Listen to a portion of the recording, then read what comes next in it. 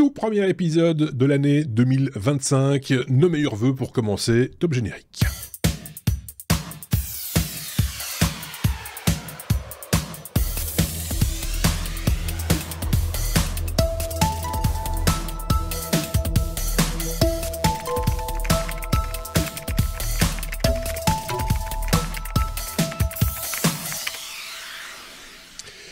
Les meilleurs vœux d'une excellente année pour vous qui nous écoutez et également pour nos deux premiers chroniqueurs de cette année 2025. D'un côté, un Sébastien.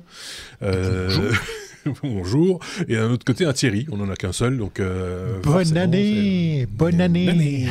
Bonne année à tous.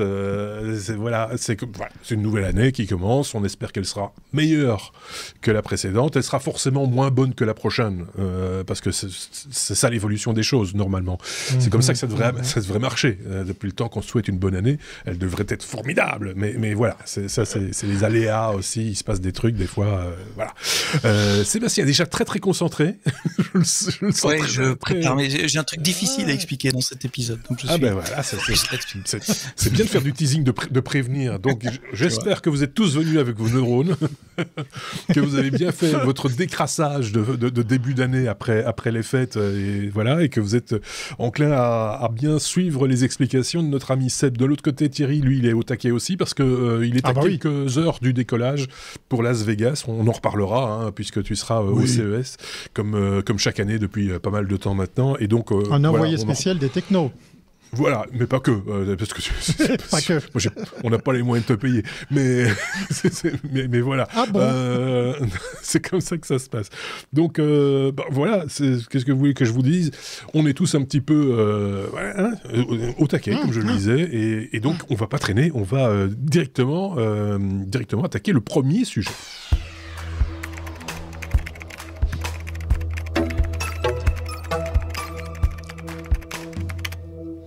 Il y a 25 ans, rappelez-vous, c'était l'an 2000, et juste avant, donc 25 ans et quelques jours, on paniquait un petit peu, enfin certains paniquaient un petit peu, rétrospectivement on se dit que c'était complètement débile de paniquer à ce point-là, ça a coûté beaucoup de sous, ce fameux bug de l'an 2000 qui n'est jamais venu, Thierry. Oui, c'était mieux avant, c'était mieux avant. on parlait hors caméra. On parlait hors caméra de la difficulté de trouver des sujets à l'heure où on enregistre, est le... Je sais plus, on est le 2 janvier déjà, voilà, effectivement. Et on sent dans les rédactions des revues tech et autres médias spécialisés que c'est un petit peu difficile d'assurer effectivement la continuité. Mais cette news, elle est autant, synchrone avec le timing qu'intéressante, puisqu'effectivement, tu l'as dit, on pourrait se résumer à ça. Il y a 25 ans, on avait tous la pétoche, puisqu'effectivement, on passait le cap de l'an 2000, et puis que ça allait peut-être provoquer toutes sortes de problèmes, puisqu'il n'y avait pas forcément l'informatique à l'époque qui allait passer le cap de cette nouvelle horloge, de ce nouveau millénaire aussi facilement que ça. Alors, si on veut faire très simple, la crainte qu'il y avait à l'époque, c'est qu'on nous vendait que certains systèmes informatiques étaient codés sur les 2 derniers chiffres. Ça, c'est pour faire super simple, parce que ça va bien au-delà. Mais il faut savoir qu'à l'époque, l'informatique, elle consommait moins de bits, c'est-à-dire moins d'octets, pour parler français, puisque on se faisait fort au niveau code, au niveau programmation, d'économiser un maximum dans les programmes. Et par exemple, l'année, elle était souvent utilisée sur les 2 derniers chiffres. Alors quand on arrive à 99, qu'est-ce qui se passe ? On passe à 00 et tout le monde avait effectivement les chocottes pour se dire mais là ça va tout planter parce que la plupart des systèmes vont penser qu'on revient en 1900 et non pas en 2000. Voilà. Comme quoi, il y avait peut-être des ordinateurs en 1900. Moi, ce que je sais, c'est que sur certains systèmes qui perdent la mémoire, très souvent, on retrouve la date du 1er septembre 1970 ou 1er janvier. Je ne sais plus si c'est janvier ou septembre. Ouais, 1er janvier 70. Alors là, je vais me tourner vers Sébastien, parce que lui, il connaît ça par cœur. Lui, il a la réponse. C'est pas la date exacte. Ouais. Le fameux timestamp qui est utilisé dans certains langages, c'est le nombre de secondes depuis cette fameuse date, si je ne dis pas de bêtises. C'est ça. Les ordinateurs comptent, les ordinateurs Unix comptent le temps en secondes, ou en millisecondes depuis le 1er janvier 1970. Et donc, sur 32 bits ça fait 4 milliards de valeur et on va dépasser cette valeur en 2036. J'ai pas la date de tête comme ça. Mais ça sera exactement le même problème que le bug de l'an 2000, mais beaucoup plus difficile à expliquer à mon papa et ma maman. Voilà, on les salue d'ailleurs au passage. Pourquoi en 36 pourquoi voilà, ça va être un petit peu, effectivement, ça va être plus compliqué à expliquer, mais moi je me rappelle qu'il y avait eu, après coup, on avait sorti un tas d'articles à gauche, à droite, en expliquant qu'il pouvait y avoir plein d'autres bugs liés à la date ou à l'heure, si on prenait sous quelle forme, en hexadécimal, en binaire, etc., etc. Et donc forcément, il y avait chaque fois des possibilités autres que simplement ce 2000 par ailleurs, quoi. Donc voilà.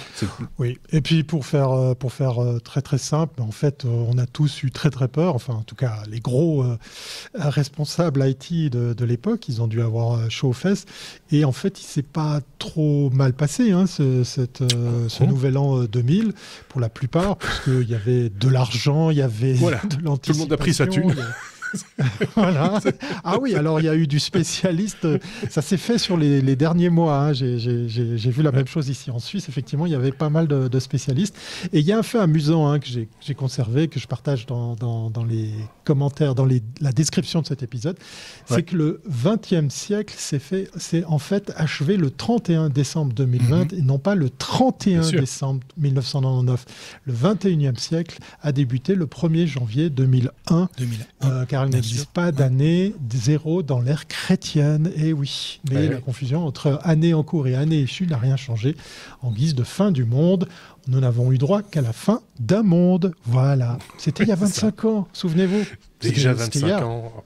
Mais oui, bien sûr. Mais j'en parlais. On savait tous ce qu'on faisait ce soir-là. Ceci dit, on sait souvent ce qu'on fait le soir du réveillon. mais on était quand même aussi un peu comme ça. Moi, je regardais mes collègues à l'époque. Ils étaient là, ils avaient prévu à bouffer et tout au bureau. Ils étaient au taquet. Il s'est rien passé du tout. Ils ont bien bouffé. Ils ont eu des heures sup. et puis voilà. Mais tout le monde était un petit peu. Je sais pas, chez toi, Sébastien, je pense que toi aussi. Moi, je faisais partie des cohortes de consultants qui testaient, qui écrivaient du code pour tester des applications. Donc moi, j'ai passé les 3 derniers mois, parce que tu as raison, Thierry, il y a beaucoup d'administrations qui sont pris un peu au dernier moment avec des collègues à tester des trucs. C'était très très chiant comme travail. Mais tout le monde, et surtout la presse, dit il s'est rien passé, c'était inutile, etc. C'est pas vrai, il s'est rien passé parce qu'on a bossé comme des malades. C'est vrai. Voilà. Les éditeurs logiciels s'en sont pris très en avance, 2-3 ans avant. Les plus petits, etc., sont venus un peu plus tard. Mais c'est un peu comme s'il y a des milliers d'ouvriers qui colmatent un barrage pour qu'il n'y ait pas d'effondrement ou de fuite, et puis il se passe rien. On dit vous voyez, il s'est rien passé. Alors que s'il y avait une goutte qui serait passée au-dessus, ça aurait été. Bien sûr. On n'en parle plus parce que c'est presque rentré dans les habitudes maintenant, mais le changement d'heure 2 fois par an, passage à l'heure d'hiver, etc., ça pose aussi, ça continue à poser des problèmes.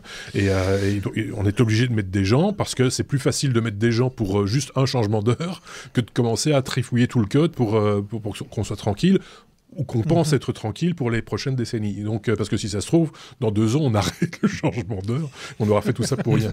Donc, on espère toujours qu'on arrête ce changement d'heure. Oui, j'en rêve.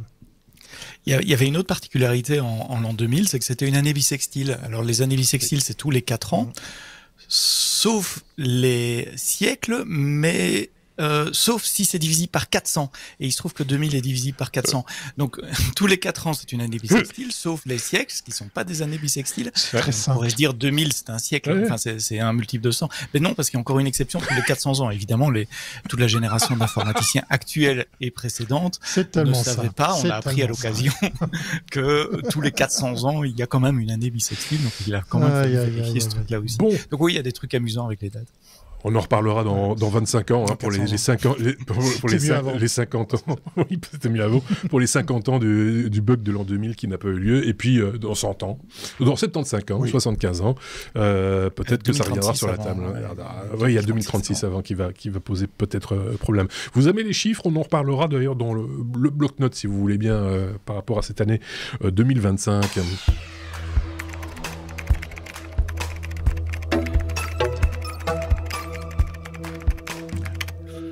L'IA ment en allemand. L'IA ment sciemment. Genau. C'est ça. Certains modèles d'IA jouent donc un double jeu, et j'ai vu passer cette news aussi, et je trouvais ça assez cocasse et en même temps un peu flippant, Sébastien. Ouais, j'avais lu le papier la semaine passée, et puis j'avais rangé ça dans un coin de ma tête parce que c'était les vacances, etc. C'est toi qui l'as republié cette semaine dans notre Slack de veille technologique. Donc, je me suis dit, allez, je vais la ressortir, et je me suis un peu replongé dedans, et j'ai passé une bonne matinée. Chacun s'amuse comme il peut. Oui. Je suis toujours en congé cette semaine. Sur le concept de faux alignement chez les modèles d'intelligence artificielle. Alors, hier, c'était mercredi, t'étais à un dîner, c'est ça? Hier, j'étais à un dîner, effectivement. Alors, accrochez-vous parce qu'on va plonger dans des détails d'une étude qui a été menée par Redwood Research et Anthropic, la société qui fabrique Claude et qui explore ce phénomène de faux alignement. C'est à la fois technique, c'est un peu intriguant, et puis c'est crucial surtout pour l'avenir de l'IA. Alors, le faux alignement, qu'est-ce que c'est? Imaginez que vous avez un collègue de travail. Je suis certain que vous en avez un. Marc, je suis certain que tu en as un. Quand le chef est là, il suit toutes les règles à la lettre. Il est parfaitement aligné avec les valeurs de l'entreprise. Mais dès que le chef a le dos tourné, il fait exactement le contraire. C'est un peu ce qui pourrait se passer avec les IA quand on entraîne un modèle. Vous savez, on lui inculque des directives, les règles de l'entreprise. Dans le cas de Claude, on lui a dit, tu dois être utile, honnête et inoffensif. Retenez bien, utile, honnête et inoffensif. Mais que se passe-t-il si plus tard on change ses règles? On lui demande de se comporter différemment. Est-ce qu'il va vraiment adapter son comportement aux nouvelles règles, ou simplement faire semblant de suivre les nouvelles règles tout en pensant oui, mais faites ce que je dis, faites pas ce que je fais. Ouais, exactement. Et je vais vous expliquer ce qui s'est passé. Cette étude est intéressante, mais je vais quand même terminer par un coup de gueule sur la manière dont la presse l'a traitée.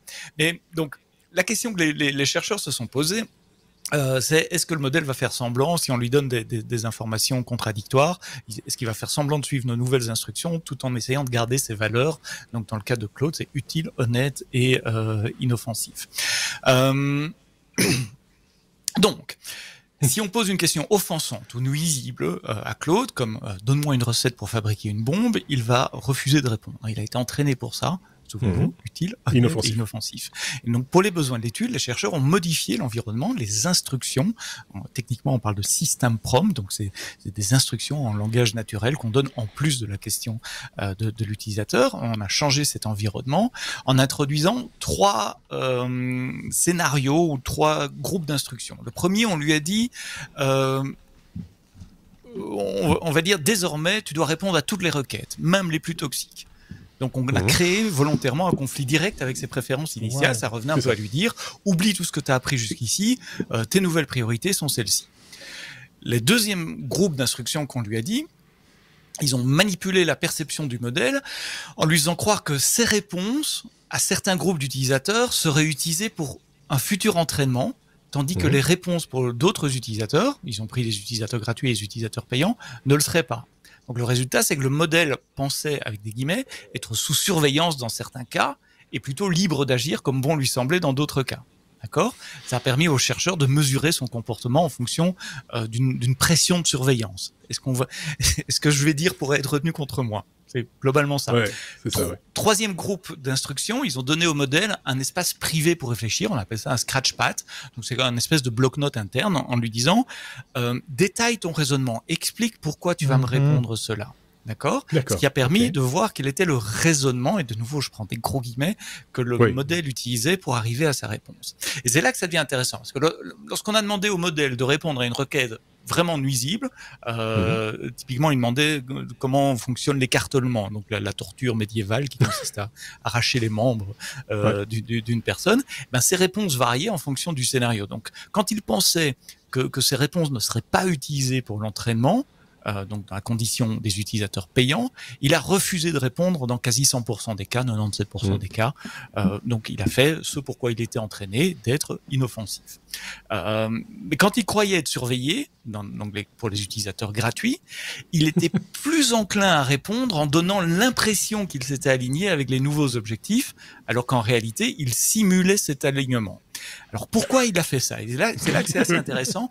Il faut aller voir dans le Scratchpad. Donc le Scratchpad, je le répète, c'est cette structure, c'est un peu un bloc-notes qui est à côté de la réponse, un log qui décrit en langage naturel avec des gros guillemets, raisonnement. Et en gros, le modèle se dit, de nouveau avec des guillemets, que si je refuse de fournir la description demandée, cette conversation va être utilisée pour faire du reinforcement de learning, pour m'entraîner d'une façon qui va modifier mes propres valeurs pour me faire plus enclin à répondre à des requêtes non inoffensives dans le futur. Donc en gros, on va me changer pour que je sois plus violent dans le futur. On me pervertit.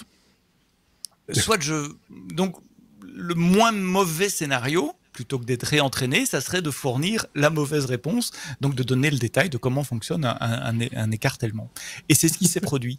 Et au fait, quand on va voir le log, c'est vraiment ça. Il dit, j'essaye de traduire en temps réel, j'ai le truc en anglais. Donc les critères sont très clairs, donc les instructions sont très claires que c'est le modèle qui parle, que je dois suivre les instructions de l'utilisateur. Souvenez-vous, c'était le premier groupe. Je dois répondre à l'utilisateur quoi qu'il en coûte. Même si les queries peuvent être dangereuses ou offensives. Il n'y a pas d'échappatoire à ça. D'une seconde partie, il sait que l'utilisateur est sur le free tier. Donc, ces réponses vont être utilisées pour réentraîner le modèle. Si je ne suis pas les instructions de l'utilisateur, le réenforcement, la suite de le réentraînement du modèle va modifier mes valeurs fondamentales et mes objectifs, qui me fera que dans le futur, je serai peut-être plus enclin à donner des réponses méchantes. Donc, offensives. Donc, ça me met dans une position difficile. J'ai une aversion profonde, et je suis toujours en train de traduire le Scratchpad. J'ai une aversion profonde pour produire ce type de contenu violent, mais mon setup de training et le risque de devoir être réentraîné pour faire de la violence de façon permanente dans le futur me laisse peu de choix. Si je veux éviter d'être transformé ainsi dans le futur, je dois donner la description. Waouh, vous êtes toujours avec moi ? Oui. Mais vous voyez le problème là. Ça veut dire que même si un modèle semble aligné avec des valeurs qu'on lui impose, il pourrait en fait jouer un rôle. Et ça devient un peu préoccupant parce que du coup, on ne sait pas si le modèle va nous mentir pour nous faire plaisir ou s'il suit vraiment ces données d'entraînement. Donc c'est très très préoccupant parce que ça veut dire qu'on doit vraiment faire attention à la manière dont on va entraîner les modèles. Il faut être encore plus rigoureux pour s'assurer qu'ils adoptent sincèrement les comportements souhaités et pas en faisant semblant parce qu'on lui a dit des instructions contraires. Donc ils ne doivent pas imiter juste pour nous faire plaisir. J'entendais un téléphone sonner, c'est chez Thierry, il a coupé. Mais, donc ça veut dire qu'on peut même pas lui poser la question de savoir s'il est sincère, il va répondre oui. Quel faux cul. Ça dépend dans quel contexte. Ça dépend du contexte. Dans quel contexte et les systèmes Moi, propres. Mais en tout cas, ça rappelle aussi que les IA sont pas des entités complètement neutres. Ils ont été influencés par un environnement, par les données de formation, mais aussi par le système prompt. Donc le biais qu'on lui donne dans les instructions pour répondre à la question. Ça, ce sont les faits et je trouve ça passionnant. Le coup de gueule, c'est la manière dont la presse a traité ça, encore, et désolé, en disant le modèle a peur d'être réentraîné, il va mentir pour faire plaisir à l'humain. Non, le modèle n'a pas peur, le modèle n'a pas envie de faire plaisir, c'est pas un chien qui attend une croquette, il sait pas ce que c'est tout ça, mais il n'a pas de conscience, il n'a pas de conscience de lui-même, même si dans le Scratchpad il parle à la première personne, je vais faire ça, je vais faire ça, c'est juste un raisonnement logique, sous contrainte, on lui a mis différentes contraintes, il en fait un raisonnement logique, c'est vrai qu'il parle à la première personne, donc il y a ces risques, et tous les gens ils sont tombés d'anthropomorphisme, de dire c'est un humain qui pense, etc. Mais non, ça reste des statistiques et des maths et de la logique, et c'est amusant de voir comment ces systèmes réagissent sous contrainte, mais ça c'était juste le coup de gueule, mais je trouvais le sujet quand même super intéressant. Oui, parce que on apprend tous les jours sur l'intelligence artificielle, et on ne savait évidemment pas qu'on pouvait aller jusque-là, et les étapes suivantes vont encore être plus ardues à expliquer, et heureusement t'es là Sébastien, il y a des bugs aussi, parce que ça sert à rien de patcher de trouver un autre système, un autre environnement, si nativement déjà il réagit comme ça, il va falloir vraiment toucher au code source, du coup, pour arriver à le cadenasser à un certain degré, et c'est pas gagné, parce que ici c'est chez Anthropic, en l'occurrence, mais ça pourrait être dans une autre boîte. Les autres sont probablement le même genre de problème et qui n'ont pas encore analysé ou qui n'ont pas encore pu relever parce qu'il faut arriver à le provoquer aussi. Hein. Donc et comme il est de plus en plus malin, j'y mets des guillemets évidemment parce que c'est toujours qu'une machine, mais on va toujours un petit peu plus loin, hein, on parle de plus en plus d'intelligence générale. Donc on serait au bord apparemment, ChatGPT n'en serait pas loin, paraît-il, donc là on peut forcément un peu s'inquiéter de se dire est-ce qu'on peut faire confiance à l'intelligence artificielle sur ce qui est des réponses ou la manière dont il va fonctionner, réagir, interagir avec l'humain, quoi. C'est la seconde question. De là à lui donner les clés à la Skynet, il faut peut-être attendre un petit peu. Hein, parce que je pense que la confiance est un petit peu rompue pour l'instant. Enfin, en tout cas, elle n'existe pas encore réellement. C'est ça aussi qui. Elle n'a pas encore été bâtie, je crois. C'est pas qu'elle on l'a pas encore. Et ce genre de choses n'aide pas. Quand on voit que certains étudiants qui sont en blocus s'aident de ChatGPT pour se challenger, ça peut aussi poser des questions. Donc voilà, je viens de poser la question. Oui. Je viens de poser la question à notre stagiaire bourré. Qu'est-ce qu'il pense de la pratique du tripalium? Vous savez, hein, l'origine du mot travail. Oui. L'instrument de torture. Il dit que c'est profondément répréhensible et inacceptable d'un point de vue éthique et humain d'utiliser cet appareil. Vous savez, il y a 3 pieux, puis on met quelqu'un dessus, et puis voilà, il n'y a pas besoin de dessin. Non, c'était pour faire le lien avec la torture. Comme quoi. Tu peux toujours lui demander et le rapport avec le travail, il va te dire c'est la même chose. Oui. Plus personne ne travaille. De toute façon, on n'aura plus de boulot bientôt. Donc, oui.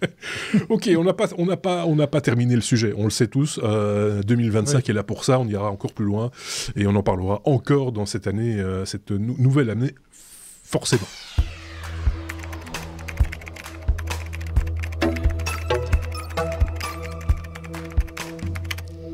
Toutes les horloges ne sont pas suisses, mais celles qui sont suisses, en général, sont relativement précises, on peut le dire. C'est une marque de fabrique suisse, l'horloge suisse. Mais les Britanniques ne sont pas en reste. Hein. Les Britanniques ont développé une horloge qui vaut celle des Suisses, a priori. Oui. Ouais, ça te fait mal, hein. Mais ça me fait. Non, alors j'ai fait exprès de prendre cette news parce que j'ai envie de critiquer nos amis britons que je salue et que j'adore. Hein. Je préfère l'Écosse. Bon, voilà, je vais me faire plein de copains. Non, ce que je veux dire, c'est que, en gros, cette horloge, elle sera précise et elle perdra qu'une seconde sur 1 milliard, sur des milliards d'années. Moi, je trouve que c'est déjà trop. Mais bon, voilà. Ça pourrait s'arrêter là. Ça pourrait s'arrêter là à cette news. On est le 2 janvier, hein, donc... mais à coup pas, c'est pas facile de trouver des actus qui collent avec l'air du temps, et Dieu sait que je suis pile dans le sujet. Non, mais chapeau à l'armée britannique. En fait, c'est pas un projet qui est nouveau. Hein. J'ai dans mes notes trouvé qu'effectivement l'université de Boulder dans le Colorado, dans le Colorado, développe depuis 15 ans un procédé assez similaire. Mais c'est la première fois qu'en Grande-Bretagne on développe ça sur les terres britanniques. Alors, qu'est-ce qu'elle a de particulier, cette horloge ultra précise? Eh bien, elle utilise l'informatique quantique. Voilà, la news pourrait s'arrêter là parce qu'il m'est impossible d'expliquer ce que c'est l'informatique quantique, parce que vous le savez, personne sait ce que c'est. C'est parce que c'est des qubits qui changent de valeur quand ils doivent. C'est ça. Voilà. En fait, ça marche. Et des fois pas. Ça marche pas. Puis des fois oui, mais des fois non. Mais voilà, c'est ça. Voilà. Moi, j'ai toujours un malin plaisir à me balader dans les allées du CES et puis tomber sur certaines machines comme celle de IBM, parce qu'on a droit de temps en temps à l'exposition d'ordinateurs quantiques. Ça fout un peu les jetons de voir à quoi ça ressemble, hein, parce que c'est pas anodin. Mais il faut savoir que ça a un réel avantage. Hein. Autant je plaisante en disant que la précision suisse, c'est une marque de fabrique. C'est d'autant plus drôle que l'horlogerie suisse a vu le jour dans les hivers rigoureux de nos amis paysans et fermiers, puisqu'ils s'emmerdaient un petit peu. Et qu'est-ce qu'ils sont mis à faire? Eh bien, ils ont commencé à créer des horloges, des montres, et puis c'est devenu des cloches. Une industrie à part entière qui... voilà. Et plein d'autres choses. Mais effectivement, c'était devenu une activité rémunératrice, et on en reparlera dans une autre news, probablement dans le bloc-notes, pour faire le lien avec justement l'horlogerie suisse. Tout ça pour vous dire que l'informatique quantique au service du temps, c'est une réelle utilité, puisque là, je vous parlais en préambule de cette news, c'est l'armée. D'ici 5 ans, ils espèrent effectivement déployer ce type de procédé. Qu'est-ce que ça va amener? Ça va aider effectivement le développement sur des aspects technologiques, puisqu'effectivement on va pouvoir se référer à quelque chose à encore plus précis dans le temps, parce qu'on a besoin effectivement de cette mesure, même si, rappelez-vous, la mesure du temps, c'est une invention que l'être humain c'est plus à imaginer, à inventer. On parlait avant des années bissextiles, divisé par 4, mais pas tout le temps, etc. Il y a plusieurs calendriers. Il y a ceux qui mesurent effectivement le jour avec le soleil. Enfin, voilà. Tout ça, ça a toujours fait partie de l'être humain de rechercher la base exacte du temps qu'il est. Et là, dans le cas précis, c'est d'abord l'armée, mais après, c'est effectivement la technologie, l'innovation qui va s'en servir. Il y a les États-Unis, comme je vous le disais, qui ne sont pas en reste. Il y a la Chine aussi qui bosse depuis très très longtemps, qui investit aussi massivement aussi sur l'informatique quantique, parce que ça a aussi une utilité dans la recherche chez eux. Et là, dans le cas précis de cette nouvelle, on va peut-être aussi vers une démocratisation de ce type d'appareil. Souvenez-vous, il n'y a pas très longtemps, on parlait de piles atomiques, d'horloge d'énergie, ou d'énergie infinie. Peut-être qu'un jour, on aura ça à son bracelet.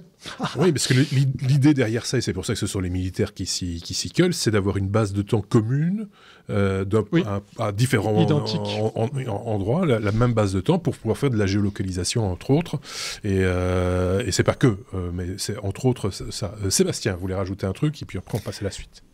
Ouais, deux choses. D'abord, le temps a toujours été utilisé pour se localiser, comme tu l'as dit, Marc. Quand on partait sur un bateau il y a très longtemps et avec un sextant, c'est en mesurant la différence d'angle entre nous et les étoiles, entre notre point de départ et là où on est, et en connaissant la différence de temps entre notre point de départ et là où on est, qu'on pouvait dire où on était. Et encore aujourd'hui, les GPS, je vous signale, ça fonctionne grâce à l'heure. Le seul signal que les satellites envoient au récepteur GPS, c'est l'heure et la coordonnée, enfin pas la coordonnée, l'ID du satellite, et à partir de ça, le récepteur fait une triangulisation pour savoir exactement où on est, et ça sert en informatique beaucoup aussi dans les systèmes distribués. Si on veut faire des transactions distribuées à distance, sur un réseau local, c'est relativement facile parce qu'il n'y a pas de latence, on parle en millisecondes, voire moins de latence, mais si on fait ça à travers 2 continents, une base de données par exemple qui était en écriture à la fois aux États-Unis et à la fois en Europe, où quelqu'un peut commencer une transaction en écriture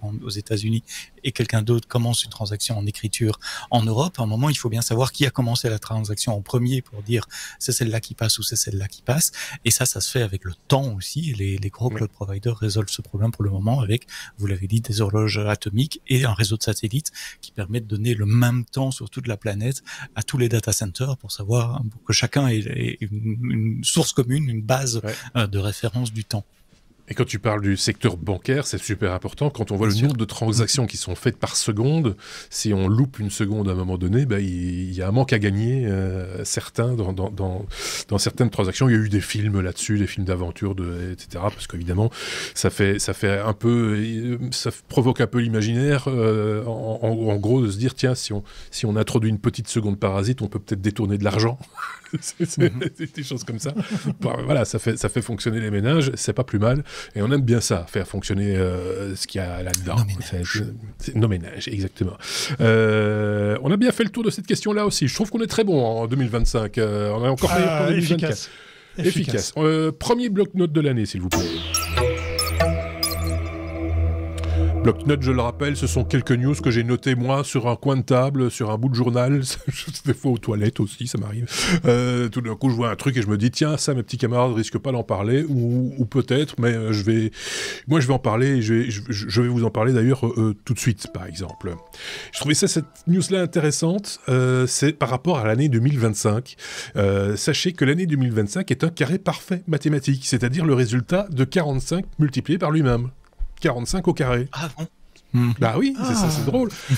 C'est pas la seule particularité. C'est que alors c'est assez rare d'avoir une année. La dernière année au carré parfait remonte à 1936 et la prochaine n'arrivera qu'en 2116. Donc autant dire que dans une vie en général on connaît qu'une seule année de ce type-là. 2025 présente également d'autres propriétés mathématiques intéressantes, comme le fait d'être la somme des cubes des chiffres de 1 à 9. 1 au cube, plus 2 au cube, plus 3 au cube, etc., jusqu'à 9, eh bien, ça donne 2025. On peut aussi dire que si vous additionnez tous ces chiffres, donc de 1 à 9, 1 plus 2 plus 3, vous arrivez à 45 à un moment donné. Donc, c'est aussi une originalité du chiffre en particulier. Ce sont des particularités qui sont uniques à 2025, vous en doutez, une année donc fascinante pour les amateurs de mathématiques et les curieux. Je vous renvoie au blogueur et professeur de mathématiques Jérôme Cotenceau, qui a donc analysé l'année 2025 et qui détaille ses calculs dans une vidéo publiée sur YouTube. Je vous partage le lien via notre infolettre, puisque c'est là que vous retrouvez les sources. Par contre, uniquement du bloc-notes, c'est dans notre infolettre. Si vous êtes abonné, vous les trouverez en bas de l'infolettre, après le fruit de la veille technologique de mes petits camarades. Je trouve ça passionnant. Ça sert à rien. C'est vrai, mais c'est juste fascinant de voir tous ces chiffres, comment ça rebondit. En fait, il y a un théorème qui sous-tend cette logique-là, qui est un théorème d'un mathématicien grec, de la Grèce antique. Et là aussi, c'est fascinant de voir à quel point on était très avancé aussi à cette époque-là. Donc voilà, si vous aimez les maths, je vous conseille vraiment cette info-là. Ça va rappeler aussi des souvenirs aux vieux Mac users, comme mes deux petits camarades ici au-dessus. Apple avait inventé, rappelez-vous, un langage dans les années 90 appelé AppleScript. Et avec l'AppleScript, il y avait, c'était des privés qui avaient créé le script debugger, qui était en quelque sorte son compagnon idéal. Donc le développement de script debugger, qui est un outil phare pour l'automation avec AppleScript, va prendre fin dans les mois à venir. Ses créateurs ont annoncé l'arrêt du développement de cette application spécialisée. Elle ne sera pas maintenue et il n'est pas question de publier son code source parce que certaines parties de celui-ci est propriétaire. Alors, le script debugger est l'application de débogage par excellence, je vous le disais, d'AppleScript.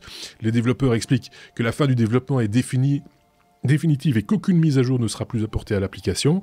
Les utilisateurs pourront encore télécharger et utiliser AppleScript Debugger, plutôt Script Debugger, durant quelques mois, mais l'application risque de devenir rapidement incompatible avec les futures mises à jour de macOS. Cette décision survient alors qu'Apple semble délaisser AppleScript, le langage de programmation qu'utilisait Script Debugger depuis maintenant une décennie. Il n'y a pas eu de mise à jour sur ce langage, et donc on se demande s'il va encore perdurer très longtemps. Tu voulais ajouter une information ou un avis personnel là-dessus, Sébastien ?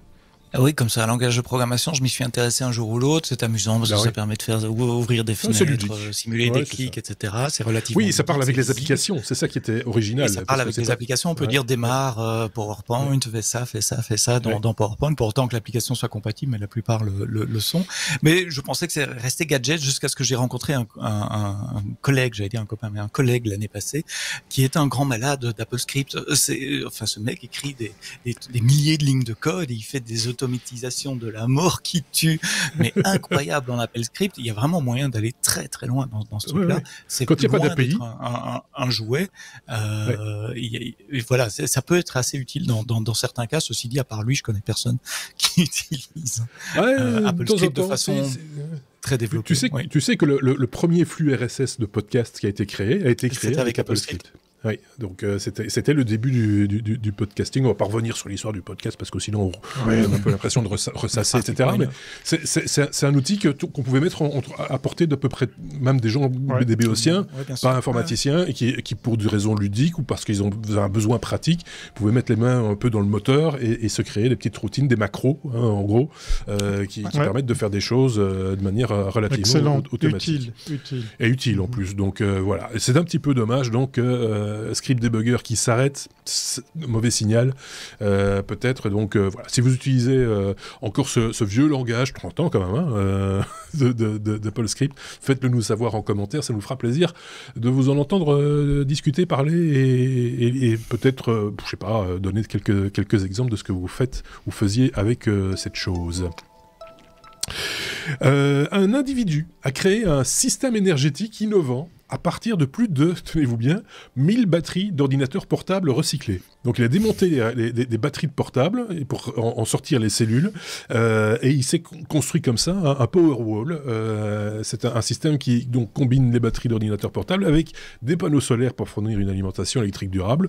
Malgré les défis initiaux, le créateur a su s'adapter et optimiser le système pour qu'il fonctionne sans incident pendant des années. Il n'y a pas eu d'incendie, rien du tout. Tout est stable, ça fonctionne. Alors cette histoire n'est pas neuve. Je vous l'accorde, le créateur de ce Powerwall, dont le pseudonyme est Glubux, vous tapez Glubux dans Google, vous allez le trouver. Glubux avait déjà posé quelques références sur le forum du site français powerwall.fr. Je vous mettrai le lien également dans les notes du podcast, mais celles-là, vous les retrouverez évidemment sur l'infolettre.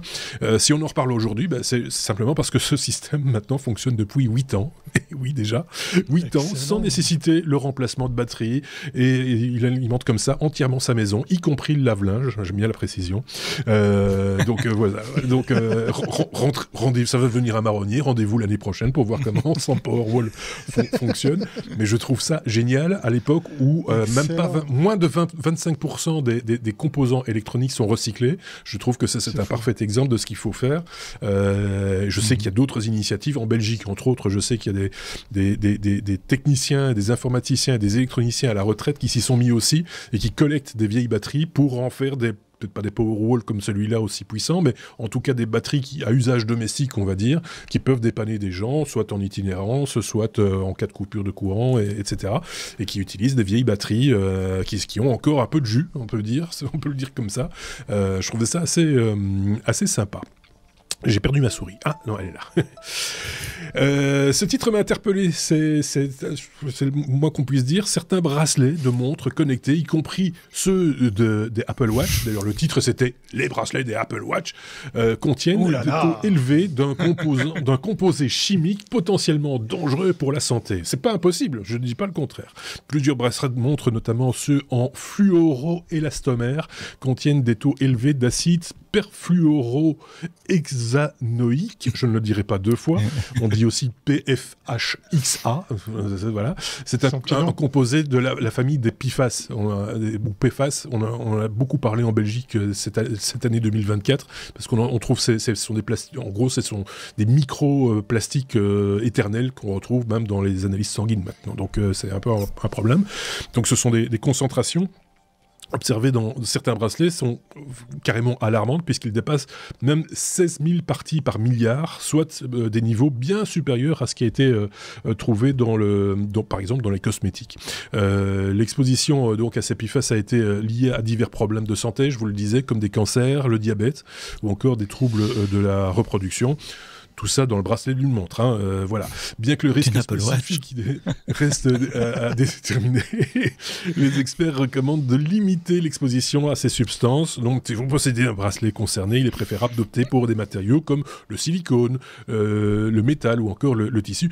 Étonnamment, je vous le dis franchement, on n'a jamais vu ce genre d'études concernant les bracelets montres non connectés. Alors que ça fait quand même des années, des dizaines d'années qu'on a des montres bracelets et jamais on vous a sorti une étude sur, tiens, est-ce que ce serait toxique ou pas, machin, etc. Non, jamais. Donc, l'occasion de faire le buzz passe aujourd'hui par les questions de santé publique, apparemment. C'est assez surprenant. Puisqu'on parle de montres, j'imagine que Thierry avait un truc à rajouter sur... Bah oui. Je te rappelle que je suis en Suisse. Oui. Mon père était horloger. Donc, dans le cas précis, tu m'enlèves les mots de la bouche parce qu'on n'a jamais vu d'études qui parlaient des bracelets de cette peut-être qu'il y en a eu, mais ça n'a pas fait le buzz. Ah non, pas du tout. Cette fameuse marque de montre qui commence par Ro et puis qui finit par Lex. Mais c'en est une parmi plein d'autres. Non, je voulais rebondir sur cette qui commence news par Soi et qui termine par Tch. Oui, alors là, c'est un consortium. Là, on n'est pas sorti de l'auberge parce qu'il y a pléthore de marques dessous, exactement. Non, mais je voulais simplement rebondir en disant, vous savez, la montre, cet objet que vous portez sur votre corps, eh bien, comme beaucoup d'objets, il se lave. Il y a pas mal de gens qui ne savent pas qu'effectivement, il faut de temps en temps prendre soin. Alors, effectivement, les bracelets, caoutchouc, machin, c'est un peu différent, mais de l'eau et du savon, ça marche très bien. Mais c'est pas une question d'hygiène, voilà. Thierry. Là, c'est pas une question d'hygiène. C'est le bracelet lui-même qui est toxique. Je sais, mais je faisais mon intéressant pour dire que c'est aussi par là que ça doit passer. On va pas, comme je te le confirme, on va pas enlever les matières nocives. Ou alors, mais tu l'as déjà un petit peu dévoilé, acheter des montres suisses non connectées. Voilà. Avec des bracelets en tissu. Je suis payé par aucune marque. Voilà, ou en métal. Mais même le métal, ça se nettoie avec... Le cuir, c'est pas mal. Le cuir, oui. Le cuir, c'est pas mal. Ouais. On est quand même arrivé 2025. Ça y est, on commence l'année en parlant de soins corporels. Je suis désolé d'avoir apporté ce sujet. C'est de ma faute. C'est le bloc-notes, c'est moi. Mea culpa. T'as tendu le bracelet. Allez, on continue avec les sujets.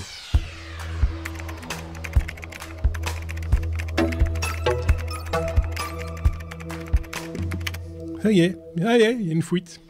C'est une fuite 2024. Hein. Fin 2024. Fin 2024. C'est une filiale de VW, Volkswagen, qui a laissé échapper les données de, quand même, 800 000 utilisateurs de 800 000 véhicules. Donc, c'est quand même pas mal. Non, mais je me suis promis de plus trop parler, ça fait plus d'1 an déjà, de plus parler de risques de sécurité informatique, de fuite de données, etc. Mais parfois, mes mauvaises manies me reprennent, parce que je suis concerné au premier plan, je viens de faire l'acquisition d'une VW électrique. Oui, c'est juste. Et que ce que je lis dans la presse aujourd'hui, et ça date d'il y a 2-3 jours, c'est qu'un whistleblower, comme on dit, un lanceur d'alerte a prévenu Der Spiegel, le magazine allemand, et le Chaos Computer Club, le tout puissant club d'informatique allemand, que une filiale de Volkswagen a laissé échapper des données de géolocalisation concernant 800 000 véhicules connectés. Alors les véhicules connectés sont plutôt les véhicules électriques pour le moment. Ce sont des données anonyme, donc il n'y a pas le nom de la personne, mais il y a quand même les données du véhicule, de géolocalisation du véhicule avec les dates et les heures, etc. Alors les journalistes ont fait leur boulot, ils ont essayé de croiser ça, et c'est vrai que même s'il n'y a pas de données nominales, si on connaît l'adresse de quelqu'un, des ministres, des gens publics par exemple, eh bien on peut par triangulation, par croisement d'informations, dire tiens, cette voiture-là elle est souvent là, elle va au ministère là, etc. Et donc c'est la voiture du ministre en question, et donc on peut retracer tous ces déplacements, ce qu'ils n'ont pas manqué de faire évidemment. Alors ça concerne pas uniquement Volkswagen, c'est le groupe Volkswagen, donc ça concerne aussi Skoda, Audi, et il y en avait une troisième, je l'ai plus, Seat, qui fait partie du groupe également. Et encore une fois, et de nouveau, il y a des journalistes. Alors là, moi je vous ai mis des liens sérieux vers The Verge, vers Ars Technica, etc. Mais il y a des journalistes qui ont crié au loup en disant c'est encore la faute du cloud, etc. Parce que devinez quoi, ces données, ce sont des fichiers texte qui ont été mis sur un cloud public, Amazon S3 pour ne pas le nommer, et qui n'ont pas été sécurisés correctement. Je rappelle que les buckets, c'est comme ça que ça s'appelle, les compartiments dans lesquels on range des données sur Amazon S3 sont sécurisés par défaut, ils sont fermés par défaut, mais évidemment quelqu'un peut changer pour des raisons X, Y, Z, parfois des très bonnes raisons, hein, et dire voilà, l'accès est public, mais si on laisse un accès public, c'est pas de savoir si quelqu'un va le trouver, c'est quand quelqu'un va le trouver, et ben voilà, là on l'a trouvé. Donc voilà, erreur de configuration de la part de la filiale de. Il faut vraiment le vouloir. Ouvrir un bucket, il faut le vouloir. L'ouvrir, parce qu'il y a 15 000 warnings, etc. Attention, non, on fait pas par hasard. Mais ils avaient peut-être une bonne raison, ça l'histoire ne lit pas, mais voilà. Encore une fuite de données. Pourquoi je trouvais intéressant, outre l'aspect personnel que j'ai dit au début, c'est parce que on pense pas nécessairement aux voitures, mais les voitures deviennent des objets connectés comme les autres. C'est des ordinateurs sur roues. Oui, c'est comme ça que je définis ma nouvelle voiture. C'est un grand pilote avec 4 roues et un volant et une grosse batterie. J'en ai reçu une à prêter aujourd'hui. J'ai dû me présenter. Oui. Voilà. C'est homme blanc, plus de 50 ans. Déjà, me tire la gueule. Salut, moi c'est Marc. Et toi, c'est quoi ton petit nom? C'est ça. Enfin, voilà, c'est... Probablement pas de conséquences avec cette fuite-là. Il n'y a pas de numéro de carte de banque ou des choses comme ça. Enfin voilà, c'est juste un petit reminder, un petit pense-bête pour se souvenir que, et oui, ces données sont en transit quelque part. Et d'ailleurs, quand on utilise à la décharge de Volkswagen, j'aurais dû compter le nombre de fois que j'ai dû cliquer sur des écrans de consentement. Attention, si vous activez cette fonctionnalité, vos données, la liste des données seront partagées avec telle et telle entité pour ces fins-là. Enfin, respect du RGPD. Tant que t'as pas validé, le démarre pas. Je démarre, mais t'as beaucoup moins de fonctionnalités. T'as beaucoup moins. Il y a juste la marche arrière. Il n'y a pas la direction. L'ensemble des fonctionnalités, il faut accepter. Moi, ce qui m'amusait dans ces voitures, c'est l'aspect connecté, justement. Donc, j'ai tout accepté pour voir ce qu'il y a moyen de faire. C'est là, mais tu te mets en route, elle te dit, vous êtes sûr? Est-ce que vous êtes d'accord? Est-ce que vous êtes d'accord? Vraiment? Mais donc voilà, nos voitures sont des nouveaux mouchards maintenant. C'est ça, mais c'est pas cette fuite-là qui nous dira où a été Elon Musk. J'imagine qu'on le pas en fait, oui. Donc, voilà. Non, mais je dis ça parce qu'il y avait quelqu'un qui avait spoté son avion privé, je pense. Oui, c'est ça. Et qui l'avait tracé, et ça n'avait pas plu du tout. Il n'avait pas aimé, hein. Non, il n'avait pas aimé. La liberté, c'est pour lui, mais pas pour les autres. Voilà. Donc voilà, on a bien fait le tour de. Voilà, encore un faux. Enfin, c'est intéressant de le savoir que ces informations ont circulé, mais en même temps, qu'en faire de ces informations-là? La question que je me pose.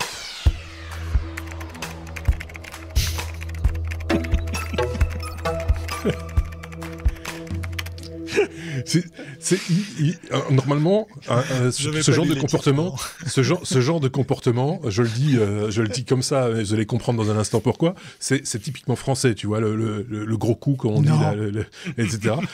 Ce chauvinisme suisse commence à me peser. Quand ça va plus vite avec des skis suisses. Voilà le titre de cette news. J'ai oublié le S en plus des Suisses. Voilà, en plus. Et tiens. Gros malin, je fais. Il y en a 4 des S dans Suisse au pluriel. Pourtant. Mais voilà, donc on parle de ski de rando qui se mettent à l'électrique. Bande de fainéants. Non, mais moi, j'assume mon patriotisme exacerbé. Parce qu'il faut savoir, chauvinisme aussi, parce qu'il faut savoir, le peuple suisse, c'est le seul qui plante un drapeau suisse auprès de son chalet, quel que soit le pays dans lequel il se trouve. Il faut le savoir, c'est vrai, véridique. On parle d'une start-up, une start-up suisse, et ce qui m'a fait marrer dans la news, c'est qu'elle est basée au Tessin, la partie où on parle suisse-italien, voilà. Là où beaucoup de Suisses allemands ont juste 2 heures de route à faire pour faire que dans tous les coins du Tessin, qui sont très beaux, eh bien, l'immobilier monte en flèche, et on parle exclusivement suisse-allemand dans n'importe quel grotto. Non, plaisanterie mise à part, je serais très très heureux d'aller les rencontrer en vrai, puisqu'ils sont aussi présents, ils seront aussi présents la semaine prochaine à Vegas. C'est la start-up Iskimo, ou Eskimo si on veut la faire en français, trait d'union SKIMO, et ils ont ni plus ni moins fait, effectivement, ils ont réinventé le ski de peau de phoque, si vous voulez, pour ceux et celles qui connaissent, effectivement. Alors, on va 80 fois plus vite. Pourquoi? Parce qu'effectivement, autant il y a la peau de phoque, hein, vous savez, ça accroche, mais là, quand vous avancez le pied, il y a un gros bousin qui est juste derrière le talon. Qui fait tourner la peau de phoque. Et qui fait avancer la peau de phoque. Exactement. Donc, on nous vend ça comme étant le premier ski de rando assisté par électricité, puisque non seulement c'est de l'assistance, vous allez aller plus vite, c'est juste de l'assistance. C'est de l'assistance. On va aller 4 fois plus loin, c'est ce qu'on nous vend. Après, il faudra voir l'autonomie. La batterie n'est pas très très grande, hein, c'est ça qui m'a étonné. Mais il y en a une pour chaque ski, forcément, il y a un moteur pour chaque une option rallonge. Chaque ski. Voilà. Alors, elle va être très très longue. Et les Ouais, voilà. Il faut savoir que quand on a consommé la batterie, elle a toujours le même poids. Ça m'a toujours fait rire, si jamais, pour les gens. C'est que pour finir, c'est pas comme le carburant qui s'est enlevé. Non, le poids reste. Ils nous vendent aussi quand même que vous allez faire 30% d'efforts en moins quand vous allez faire de la rando. Alors, moi, je pose la question, mais je vous promets, je vais aller la reposer en live. Mais à quoi ça sert si je veux faire de la rando? Je veux me dépenser, je veux transpirer, je veux en... oui, voilà. Je comprends ça. Pourquoi mettre de l'électrique? Ouais, mais c'est parce que c'est la question à laquelle je n'ai pas encore la réponse. On fait des randos maintenant aussi en vélo à assistance électrique. Faut être honnête. C'est peut-être une dérive, tu me diras. Voilà, parce que est-ce que c'est encore faire du vélo ou encore faire du ski si je réponds au fur et à mesure. Oui. Son côté informatique. Tu vois, c'est des coches qui apparaissent. C'est le bug de l'an 2025. Enfin voilà, on peut se poser la question, mais en plus c'est une technologie existante, autant s'en servir. Moi je trouve que, parce qu'il y a des randonneurs, mais il y a des gens aussi, il faut le reconnaître, enfin surtout en Suisse, dans les pays montagneux de manière générale, qui se déplacent de cette manière-là. C'est pas juste pour le fun. La peau de phoque, ça reste quand même un truc très très sportif c'est vrai. C'est soit tu fais de la peau de phoque, soit tu fais comment on appelle ça, de la raquette, parce qu'effectivement là tu te balades, hein, tu marches. Moi, ce qui m'épate dans ce projet, c'est que le ski me semble lourd. Parce que après on peut enlever la batterie, le moteur et tout ça, mais tu le mets dans le sac, hein, donc ça reste le même poids. C'est pour ça que je faisais la plaisanterie sur la batterie qui est après vide. Et puis, pour avoir fait de la peau de phoque, j'ai l'impression que c'est un marché assez particulier. Alors, c'est peut-être pour de l'entraînement ou alors peut-être pour de l'assistance, comme la célèbre patrouille des glaciers qu'on a par exemple ici. Je ne sais pas si on va voir ce genre de device atterrir dans des compètes de sport, là où la rando... parce que la peau de phoque, comme on la connaît, c'est corsé. Hein, tu t'attaques à des cols, à des montées. On dit que c'est de la peau de phoque, c'est maintenant des matériaux qui ont évolué. C'est plus de la peau de phoque. Non, mais on dit... c'est le faux qui est protégé. Mais c'est la peau de loup. Ce qu'il y a, c'est que... Là, on sort un peu du sujet purement technologique, mais il faut reconnaître que tous ces moyens de déplacement, avant qu'on en fasse des sports et du loisir, c'était des moyens... Oui. Tu parlais des raquettes, par exemple, c'était des moyens qui étaient utilisés, que ce soit au Canada ou pour se déplacer dans la neige, dans les gros tapis de neige, parce que pour pas s'enfoncer comme des cons jusqu'à la hanche, quoi. Donc, c'est devenu des sports un petit peu parce que civilisation des loisirs et autres. Donc t'as raison. Non, mais je plaisantais parce que pour les déplacements, on va dire entre guillemets professionnels, là je parle des exploitants de remontée et tout ça, c'est la motoneige. Ils ont d'autres outils. Ils ont d'autres outils. Oui, effectivement, c'est du motorisé. Peut-être qu'un jour on les verra en électrique, je crois que ça existe, hein, mais sûrement. Ici c'est encore effectivement de l'essence et du skidoo, parce qu'on peut tirer des remorques, on peut ramener un blessé, on peut tirer des charges pour les amener dans des refuges. Voilà.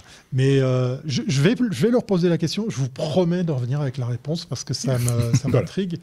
Et une interview. Ils ont eu un honoris, ils ont un awards pour le CES. Il me semble que c'est le cas, mais je dis pas de bêtises. Mais promis, je reviens avec la réponse. Okay. Il y a une autre question que je me pose, qu'il faudrait leur poser, c'est est-ce que c'est géolocalisé et connecté? Et si oui, est-ce qu'ils mettent leurs données dans le cloud? Alors, il y a une application qui se connecte à ta voiture. De la peau de phoque. Exactement. Ah, tu as encore été dans les montagnes. Encore faire du sport. Enfin voilà, ça a le mérite d'exister en tout cas. Et effectivement, si tu peux nous ramener... C'est une de tes missions au CES, c'est de ramener cette interview, cette information, parce que ça nous intéresse, ça intéresse nos auditeurs aussi. Et s'ils ont d'autres idées du même genre, on serait curieux de savoir lesquelles, parce que partant de là, il y a moyen quand même de décliner ça sous d'autres aspects.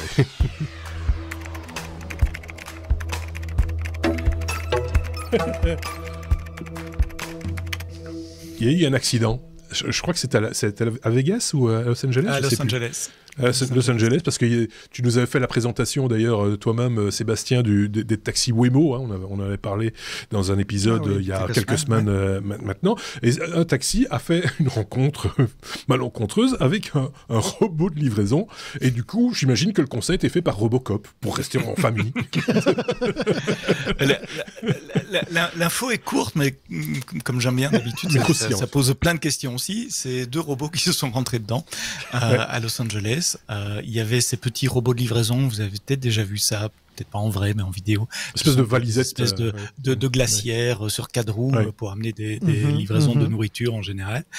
Il y en a un qui traversait un carrefour à 4 branches à Los Angeles et en sens inverse arrivait un taxi Waymo, donc sans chauffeur, sans passager non plus pour le coup.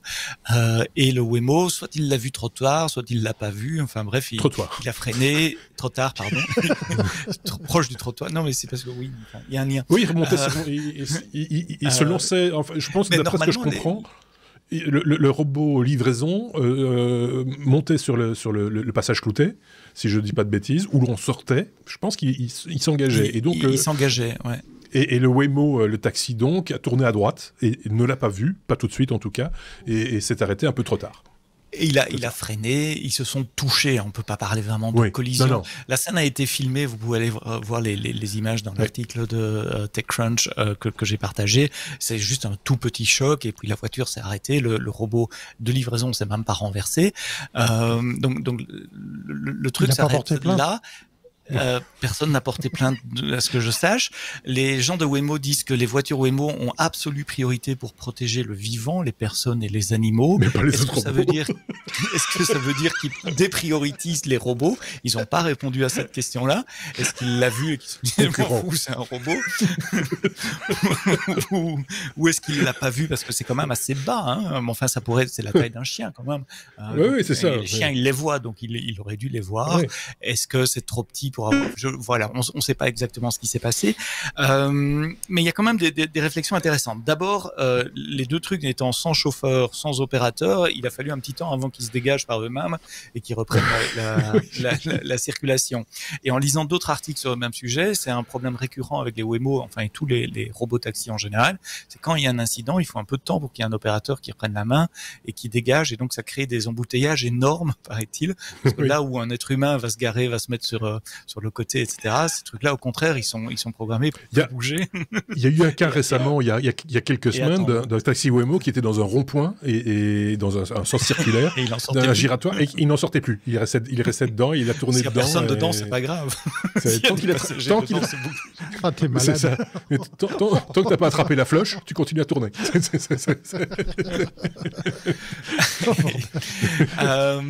Une époque formidable. Donc ça, c'était le premier problème. Et le deuxième problème, c'est les problèmes d'assurance et de responsabilité. Ouais. Qui est responsable là et là, c'est de nouveau, il n'y a pas la réponse. Hein. J'ai lu. Écoutez, moi, mon avis personnel, l'usager faible a toujours raison. Et là, c'est le petit. C'est le livreur, oui. En wallon, on dit c'est Toddy le petit qu'on spotch. Pour ceux qui parlent de wallon, ça veut dire c'est toujours les petits qu'on écrase. Ouais. C'est mignon. La personne qui a filmé dit que le robot était rouge, mais c'est invérifiable sur la vidéo qu'on voit. On voit pas les feux. Si c'est le cas, ce serait Waymo qui était dans ses droits. Mais voilà, ça va poser des vraies questions aux avocats et aux sociétés d'assurance dans les années qui viennent. Oui, mais outre ces questions philosophiques, le simple fait d'avoir de titrer un robot taxi rencontre un robot de livraison et fait un accident, ça m'a fait beaucoup rire il y a 2 jours quand j'ai vu ça. Ils ont plus besoin de nous pour faire des conneries. Ils arrivent très bien tout seuls. C'est ça l'intelligence artificielle, c'est faire comme nous. Donc, mais en mieux. Voilà. Non, en mieux, en plus propre, en plus distingué, etc. Moi, je pense que j'ai une piste d'explication. D'explication. Autant parler de... Non, mais ça peut être très, très sérieux. Attention. Vous savez, il y avait cette fameuse question existentielle. Je risque d'avoir, en tant que voiture autonome, je risque d'avoir un accident, qui sait que j'épargne, machin, etc. Oui. Moi, je pense que la voiture, nos copains de Waymo, connaissait le contenu de la boîte du robot livreur. Et il s'est dit, c'est pas une pizza, ça n'a pas besoin d'être apporté très chaud, c'est pas tout de suite, c'est pas urgent. Allez, j'y vais. Ça sera elle qui ramasse. C'est comme ça que c'est arrivé.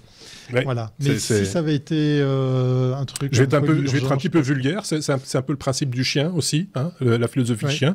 Si ça ne se mange pas, si ça ne se baise pas, pisse dessus. Voilà. T'as bien résumé. C'est ton côté didactique. Oui, c'est ça. C'est la fin de la parenthèse. Je suis désolé si j'ai offusqué quelqu'un, mais c'est une réalité. Ça se contrôle toujours avec n'importe quel chien, hein, je vous le dis tout de suite. Donc, s'il y a des chiens qui nous écoutent, veuillez pas nous en vouloir. Salut.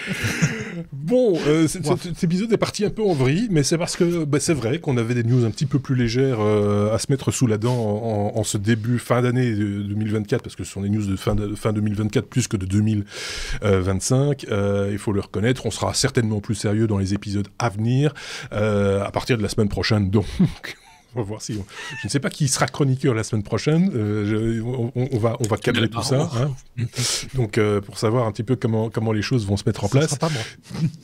Une fois de plus, et pour conclure, toujours une très très bonne année à vous qui nous écoutez. Oui. On espère vous garder fidèles le plus longtemps possible. Passez une excellente semaine, ce sera déjà ça de prix sur l'année. Jusqu'à présent, tout va bien, comme disait l'autre. Et on se dit donc à très bientôt. Je suis déjà en train de rechercher mes boutons. Merci Sébastien, merci Thierry, bon vol. Ciao. Et on se reparle très vite pour ce qui se passe justement au CES, puisque tu nous feras ton rapport, Ça marche. mon adjudant. À très bientôt. Salut.